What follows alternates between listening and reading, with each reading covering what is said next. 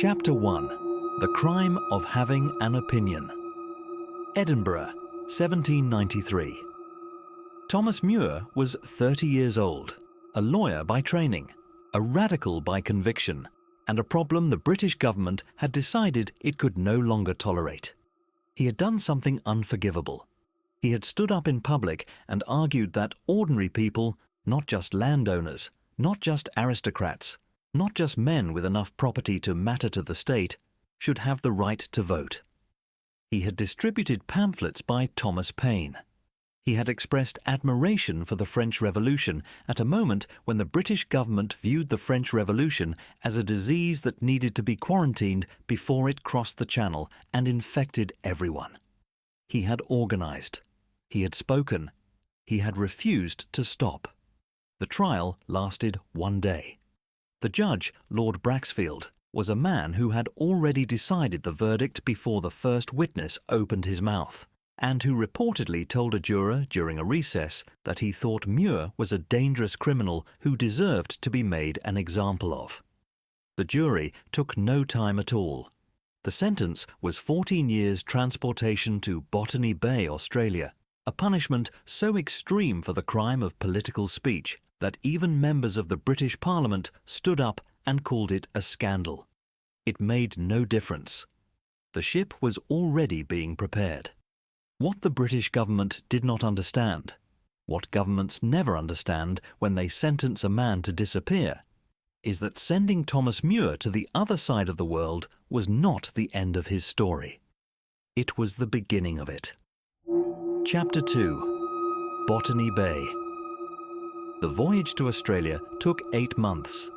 8 months in the hold of a transport ship, chained alongside convicted murderers and thieves, crossing the Atlantic, rounding the Cape of Good Hope, pushing through the Southern Ocean in conditions that would have broken most men who had never done anything more physically demanding than argue cases in a courtroom. Muir was not broken. He arrived in New South Wales in October 1794, thin and exhausted, but completely, stubbornly intact. Botany Bay was not a prison in the conventional sense. It was a colony, a place where transported convicts lived under supervision, worked the land, and were expected to quietly disappear into the machinery of empire at the furthest possible point from anywhere that mattered. For a man of Muir's education and reputation, the conditions were relatively tolerable. He was allowed to farm a small plot of land. He corresponded with friends in Europe. He maintained, against all reasonable expectation, his absolute conviction that what had been done to him was wrong, and that the world would eventually agree. He was right about the world. He simply couldn't afford to wait for it.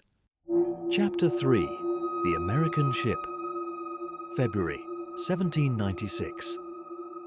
An American merchant vessel called the Otter arrived in Sydney Harbour, and Thomas Muir made a decision that would define the next 2 years of his life, and very nearly end it on at least 6 separate occasions. He walked away from his farm, boarded the Otter, and disappeared. The escape itself was almost insultingly simple. The British authorities in New South Wales had not seriously considered that a transported convict might be rescued by a foreign ship, partly because the idea was audacious to the point of absurdity, and partly because Australia was so far from everything that escape seemed less like a plan and more like a fantasy. But the captain of the Otter had his instructions. The wind was favourable, and by the time the colonial authorities understood what had happened, the ship was already well into the Pacific. The British government, when the news eventually reached London, was furious in the particular way that powerful institutions become furious when someone makes them look foolish. Muir was now officially a fugitive. His name went onto lists. Ships were alerted. The machinery of imperial pursuit began to turn. Meanwhile, Muir was somewhere in the Pacific Ocean on a small merchant vessel, heading north, with no clear plan except to get as far from Australia as possible and trust that something would present itself. Something did. Several things did. None of them were good. Chapter 4. Nootka Sound. The Otter made landfall on the northwest coast of North America, in a place called Nootka Sound on what is now Vancouver Island. And this is where Muir's escape began to acquire the quality of a nightmare from which he could not wake up. The local indigenous population, the New-Char North people, had extensive and complicated experience with European ships and European sailors, and that experience had not always been positive. When the Otter anchored in the Sound to take on water and supplies, a confrontation developed that Muir described in later accounts with the controlled understatement of a man who had decided not to fully examine how close he had come to dying. Members of the crew were taken. There was violence. The ship was damaged. Several people were killed. Muir survived. He survived because he was who he was. A man who had spent his entire adult life trying to communicate across differences of class and power and conviction, and who applied the same instinct now to a situation where the stakes were considerably higher than a courtroom argument. He negotiated. He remained calm in circumstances that were not calm. He got back to the ship. The Otter limped out of Nootka Sound carrying fewer crew members than it had arrived with and more damage than it could comfortably sustain, and pointed itself south toward the Spanish territories of California and Mexico, because there was nowhere else to go. Chapter 5. The Spanish Empire. Muir spent months moving through Spanish colonial territory, California, Mexico, and eventually Cuba. And the Spanish authorities, once they understood who he was and what he represented, treated him with a combination of suspicion and something approaching respect that made his situation deeply, uncomfortably ambiguous. He was not a prisoner exactly. He was not free exactly. He was a man of considerable political reputation who had been convicted by the British government of sedition, which made him simultaneously a potential asset, a living embarrassment to Britain at a moment when Spain and Britain had complicated relations, and a potential liability, a radical whose ideas about democracy and popular sovereignty were not entirely welcome in a monarchy with its own colonial problems. The Spanish kept him in Havana, watched him carefully, corresponded with Madrid about what to do with him, and eventually decided to send him to Spain itself. He crossed the Atlantic for the second time, a prisoner in everything but name, arriving in Cadiz in the autumn of 1797. He was 3 years into an escape that had taken him from Australia to North America to the Caribbean to Europe, and he was still not free, and the British government was still looking for him, and he was, by any reasonable assessment of the situation, not significantly closer to safety than he had been when he walked away from his farm in New South Wales. And then a French frigate appeared on the horizon. Chapter 6. The Battle. The ship carrying Muir from Havana to Cadiz was intercepted by a British naval vessel, and what followed was a sea battle of the kind that the 18th century did with terrible efficiency. Broadsides exchanged at close range, the deck turning into a collision of noise and smoke and flying metal, men dying in the specific horrible ways that naval warfare produces. Thomas Muir was standing on the deck when a British cannonball passed close enough to his face to take away a significant portion of it. He did not die. This is perhaps the most remarkable fact in a story full of remarkable facts. The wound was catastrophic. His left cheekbone was destroyed. His eye was damaged beyond recovery. A section of his face was simply gone. And the ship's surgeon did what 18th century ship's surgeons did in these circumstances, which was to stop the bleeding, pack the wound, and give the patient whatever was available for the pain, which was not much, and wait to see whether he would survive the night. He survived the night. He survived the week. He survived the crossing to Spain, arriving in Cadiz in a condition that shocked everyone who saw him.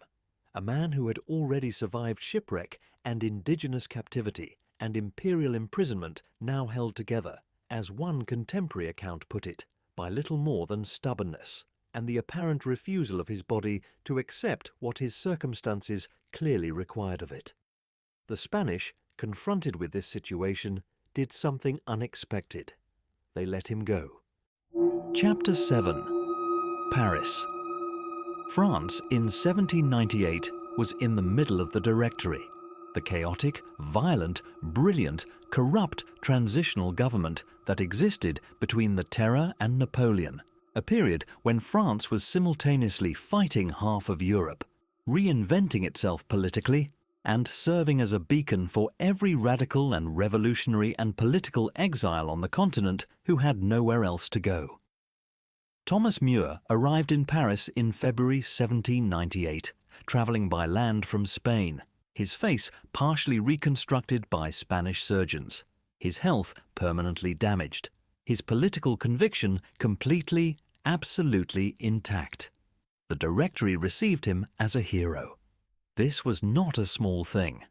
The French government, the government of a nation at war with Britain, publicly celebrated the arrival of a man the British government had convicted of sedition, transported to Australia, driven around the world through a series of catastrophes, and shot in the face, and who had survived all of it and arrived in Paris still arguing for exactly the same things he had been arguing for when they put him on a ship in 1794. They gave him a pension. They gave him an apartment. They declared him a symbol of the universal struggle for liberty against tyranny. He spent his last years in France writing, corresponding, arguing.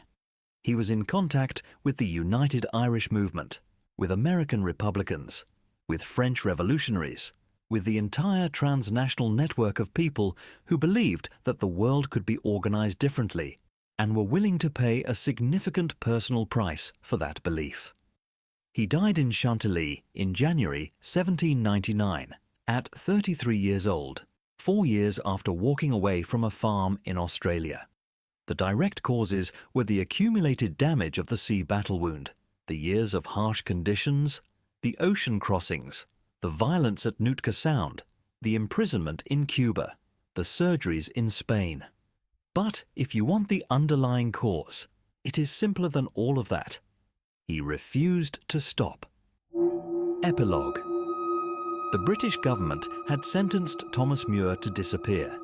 Instead, he circled the globe, survived things that should have killed him multiple times, arrived in the capital of Britain's most dangerous enemy, and died celebrated as a martyr to the cause of democratic reform, a cause that the British government spent the entire 19th century trying to resist, and eventually, inevitably, had to accept. His conviction was posthumously declared unjust. His statue stands in Edinburgh today. The sentence was 14 years. He served 2. The rest of the time he spent making the British Empire wish it had never heard his name.